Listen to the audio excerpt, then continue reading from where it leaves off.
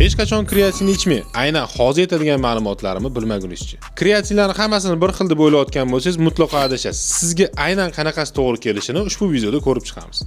Birinchisi, kreatin monogidrat, kreatinni suv bilan birlashmasi. Bu klassik, effektiv, narxi arzon bo'lgan va juda ham ko'p muskullarga kuch qo'shadigan kreatinning formasi.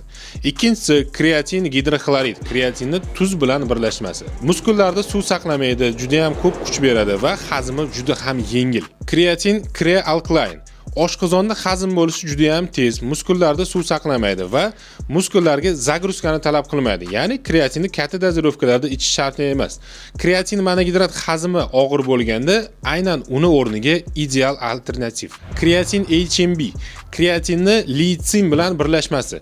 Muskullarni qayta tiklanishi va kuch uchun ayni muddao. Sushkada tanada suv yetishmovchiligi bo'lganda stresslarni yechish uchun juda ham ko'p yordam beradi. Kreatin malat, kreatinni olma sirkasi bilan birlashmasi. Moddalar almashinuvini tezlashtiradi, kuch qo'shadi va juda ham tez eruvchanlik bilan ajralib turadi. Hazmi juda ham yengil. Boshqa sport ozuqalari haqida ma'lumotli yoki ular sizga kerak bo'ladigan bo'lsa, Olpitdan topishingiz mumkin.